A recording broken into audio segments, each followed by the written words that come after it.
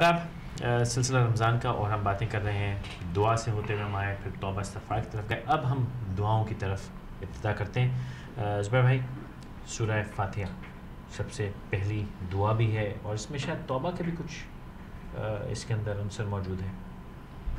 جی بالکل ہے۔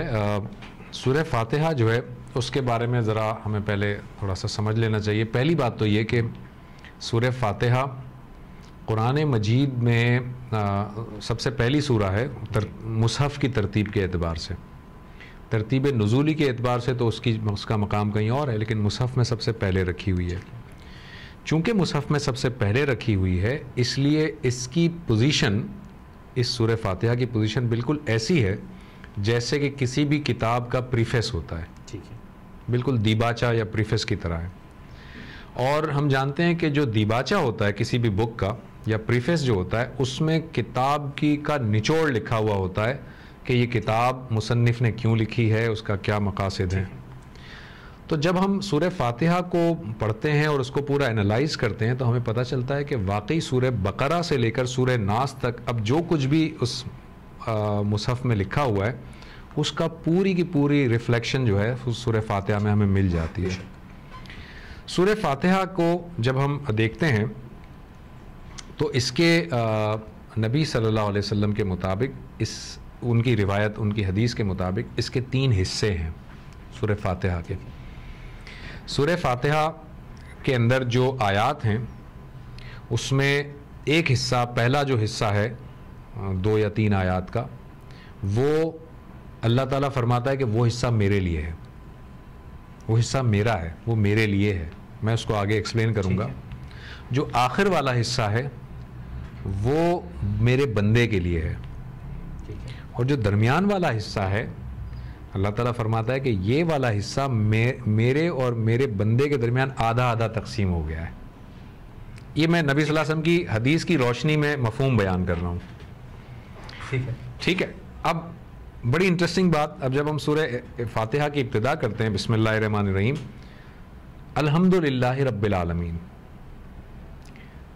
بنیادی اس کا جو ترجمہ بنتا ہے الحمدللہ رب العالمین، یعنی تمام تعریفیں اور تمام شکر اللہ رب العالمین کے لیے ہیں۔ ٹھیک ہے، 1 بائی 1 لے کے چلیں۔ الحمد کا جو لفظ ہے، الحمد کی جب آپ عربی میں پوری آپ ریسرچ کریں گے اور اس کو جہاں جہاں پہ تلاش کریں گے قرآن مجید میں، تو آپ معلوم کریں گے کہ الحمد کا لفظ تعریف کے معنوں میں بھی استعمال ہوا ہے۔ حمد کا لفظ، الحمد تو نہیں، حمد کا لفظ تعریف کے لیے بھی استعمال ہوا ہے اور شکر بجا لانے کے لیے بھی استعمال ہوا ہے۔ تو الحمدللہ رب العالمین کا اگر میں مطلب اب بناؤں تو یہ بنتا ہے کہ تمام تعریفیں اور تمام شکر اللہ کے لیے ہے، اور اللہ کون ہے؟ رب العالمین، تمام عالمین کا پالنے والا اور پرورش کرنے والا۔ ٹھیک ہے، یہاں رب العالمین پہ بھی ذرا اس کو ٹھہرتے ہیں اور اس کو ڈسکس کرتے ہیں۔ اور رب کا جو مطلب ہوتا ہے عربی زبان کے اعتبار سے، رب کہتے تھے پرورش کرنے والے کو، پالنے والے کو، ٹیک کیئر کرنے والے کو، نگہداشت کرنے والے کو، پرورش کرنے والا، وہ رب کہلاتا ہے۔ تو رب العالمین کا یہاں پر ایک بڑی باریک فلسفی ہے۔ یہ پہلی آیت ہمیں بتا رہی ہے کہ اللہ وہ ہستی نہیں ہے کہ جس نے کائنات پیدا کر دی اور اب خود جا کے جو ہے وہ کہیں پہ بیٹھ گیا ہے اور کائنات جیسے چل رہی ہے۔ نو، یہ اللہ تعالیٰ انوالوڈ ہے، اور اللہ تعالیٰ اس کائنات کی نشو و نما کر رہا ہے، اس کی پرورش کر رہا ہے، اس کی نگہداشت کر رہا ہے، اس کو ٹیک کیئر اس کا کر رہا ہے، اس کو لک آفٹر کر رہا ہے۔ یہ رب العالمین ہے۔ اور رب عالم بھی نہیں کہا گیا اور رب الناس بھی نہیں کہا گیا کہ صرف انسانوں کا یہ پالنے والا ہے یا کسی ایک جہاں کا، بلکہ عالمین، یعنی تمہاری وسعت کے اندر، تمہارے ذہنوں میں جو بھی یونیورس کا تصور ہے وہ سب اس کے اندر شامل ہے۔ آل انکلوسیو ٹرم ہے، آل انکلوسیو ہے۔ تو یہ وہ رب ہے جو تمام عالمین کو پرورش دینے والا ہے اور پالنے والا ہے، اور اس رب کا ہم شکر بھی ادا کرتے ہیں اور ہم تعریف بھی کرتے ہیں۔ ٹھیک ہے، دوسری آیت ہے الرحمن الرحیم، کہ وہ بہت زیادہ رحمان ہے، بہت زیادہ رحمت والا بھی ہے اور بہت زیادہ رحیم بھی ہے۔ اب ظاہر ایک نیچرل سا کوشچن پیدا ہوگا کہ رحمان اور رحیم تو دونوں ایک ہی مادے کے بنے ہوئے الفاظ ہیں، یہ کیا ہیں دو؟ اس کو میں 2-3 طریقے سے ایکسپلین کر دیتا ہوں۔ دیکھیں جب بھی کبھی ہم اردو میں بھی بات اگر کر رہے ہوں اپنی زبان میں، ہر زبان کا اپنا ایک اسلوب ہوتا ہے، ہر زبان کے محاورے ہوتے ہیں، ان کے کونوٹیشنز ہوتی ہیں. تو جب ہم اردو میں بات کرتے ہیں تو ہم مثال کے طور پر کہتے ہیں کہ بھائی یہ شخص گورا ہے، لیکن ہم اگر کہنا چاہیں کہ یہ بہت گورا ہے تو ہم کہتے ہیں یہ گورا چٹا ہے. ٹھیک ہے، یہ گوروں میں بھی گورا ہے. گورا بولتے ہیں یہ عام طور پہ، یہ گورا چٹا ہے، حالانکہ گورے کا مطلب بھی گورا ہے اور چٹے کا مطلب بھی گورا ہی ہے.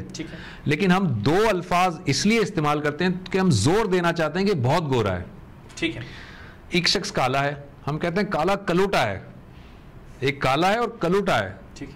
تو اس طرح کے الفاظ بہت زیادہ استعمال ہم، یعنی یہ زبان ایگزیکٹلی، تو یہ زبان کا اسلوب ہے. بالکل اسی طرح سے عربی زبان کا بھی اپنا اسلوب ہے. بے شک اللہ تعالیٰ کی رحمت اتنی زیادہ ہے، انفائنائٹ ہے اور اتنی زیادہ ہے کہ آپ امیجن نہیں کر سکتے. تو عربی کے اسلوب کے بندش میں رکھتے ہوئے اللہ تعالیٰ کی اس رحمت کو بتایا گیا کہ الرحمن الرحیم، رحمان بھی ہے اور رحیم بھی ہے. انڈرسٹوڈ. ایک بات.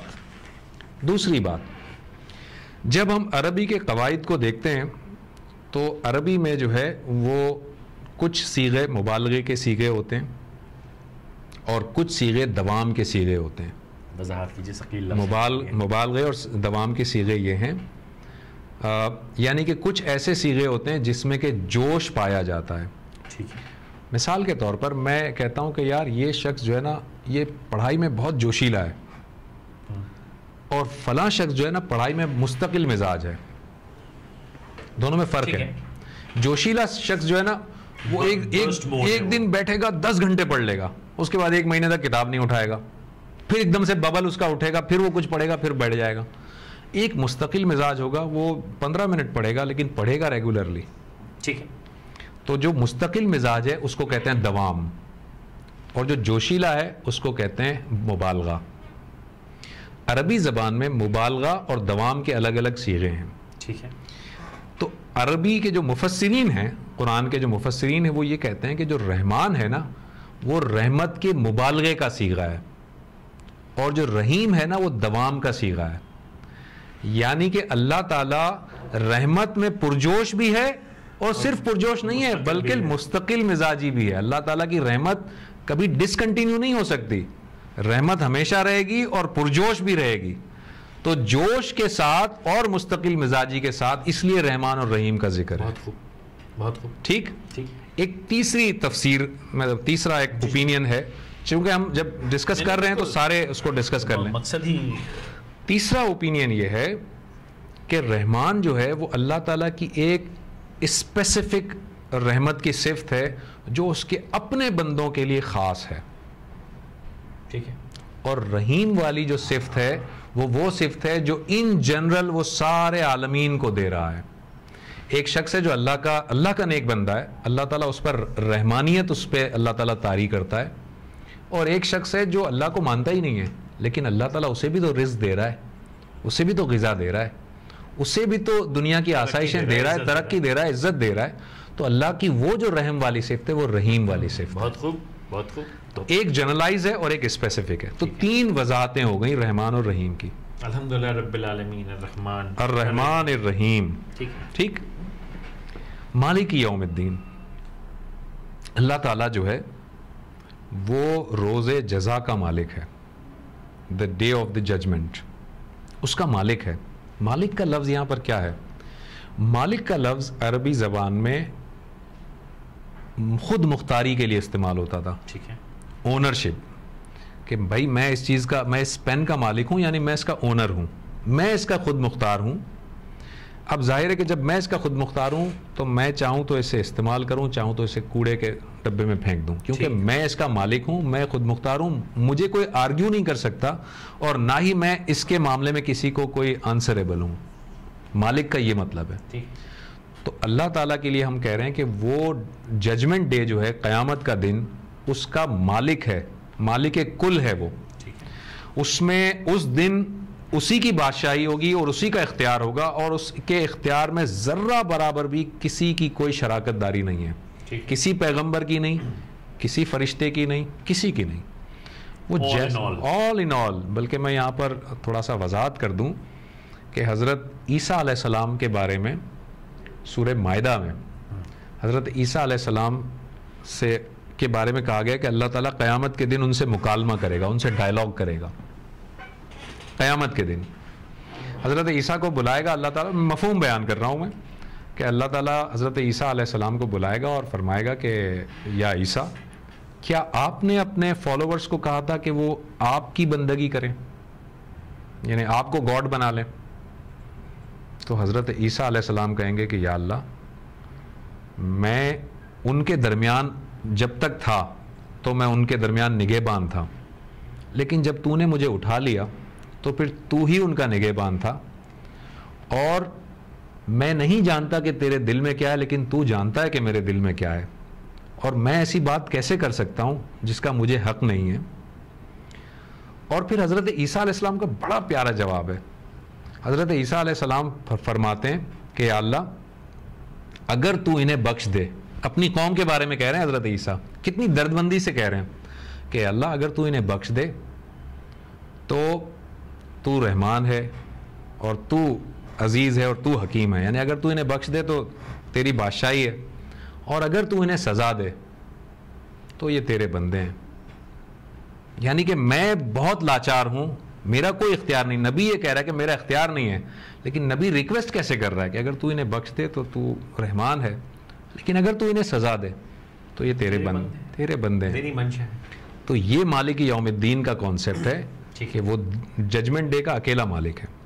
ٹھیک ہے، اور یہاں پہ پہلا سیکشن ختم ہوا. یہاں پہ پہلا سیکشن ختم ہوا. آپ بریک لینا چاہ رہے ہیں؟ مجھے اندازہ ہوتا کہ یہ ہے یا کا نابود، یہاں سے پھر ہم 50-50 والا ڈیل شروع. ٹھیک. ایک چھوٹا سا